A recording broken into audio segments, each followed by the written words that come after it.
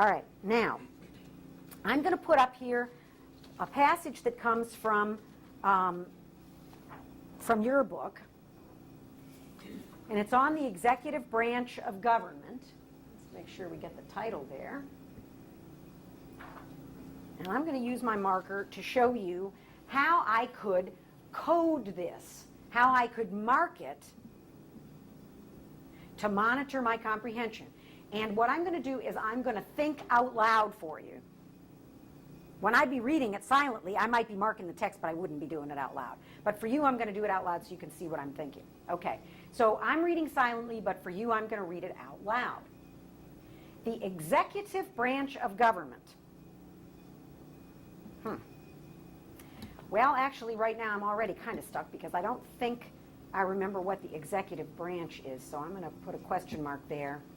Because maybe they're going to tell me what it is. But for now, I'm not sure I know what it is. Okay. The framers of the Constitution created the framers of the Constitution. Now, that's very odd, isn't it? I know that there are framers who build houses, and it might be the same kind of word, but I'm not sure, so I'm going to put a question mark by it. The framers of the Constitution created the executive branch to carry out all laws written by Congress. All right, so that is part of the answer to my question about the executive branch, I guess. So maybe that's what they're saying, is the executive branch carries out laws written by Congress. I still don't know what it means, but we'll read on. Okay. They decided, okay, that's the framers of the Constitution, that's they, okay. They decided that the leader of the executive branch would be the nation's leader. The framers created a new type of job, the presidency. Oh, okay. Presidency, that's a good word. For the first time in history, an elected leader with limited power would rule a large nation. For the first time in history, that's a pretty big deal.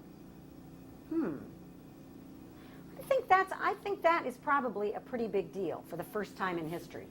That's pretty amazing. But what I don't get is, why do they say an elected leader with limited power? Because I thought the president had a lot of power. What do they mean by limited power? I don't think I get that. Okay. All right. Now, all right, next section, the role of the vice president.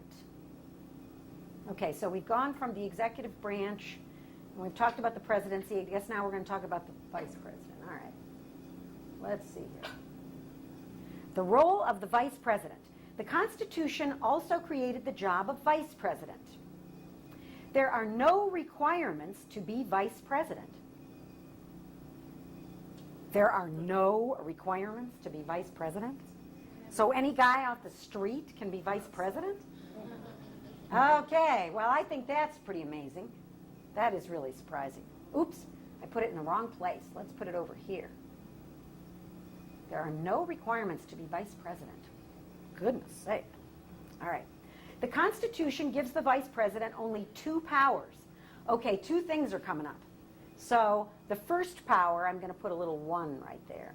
The first power is to be president of the Senate. Okay, now I think I remember that the Senate is part of the Congress. So the vice president is president of the Senate. I don't exactly know what the president of the Senate would do. I'm not sure I know what he would do. So I might put a question mark there. He's the vice president of the country, but he's the president of the Senate. I'm not sure what he does. He like run the meetings or something? I don't know. Okay. The second power, okay, there's number 2. The second power is to act as president when the president is unable for any reason to do the job. Wow. That is a big, important thing, isn't it? I think that is a big one. So the important thing about that's amazing too, because there are no requirements to be vice president, but if the president can't do his job, the vice president has to do it. I'm amazed. Okay, so I'm going to put an exclamation point there too. Wow. Okay, now that was me demonstrating how I would think about it as I was reading it. The things that I thought were important, the things that I had questions about, and the things that I was surprised about. And you might actually do that kind of marking. And so what that means is then, as you kept on reading, if you found an answer to the question, as I sort of did, I sort of found out the answer to my question about the executive branch, sort of. I'm still not exactly sure, but it sounds like the executive branch is the part of government that carries out the laws written by Congress. That might be the meaning of that. Okay, I might have that question answered. Some of my other questions are still there, but maybe as I read on, I'll get them answered. At the very least, when I look back at this, I've got some marks there. Whenever I see this, I know that's something important, that big check mark. And this was a pretty big deal for the first time in history. This country, had an elected leader. That's a pretty big deal for the first time in world history. So that's a way of monitoring my comprehension, and so that I paid attention the whole time.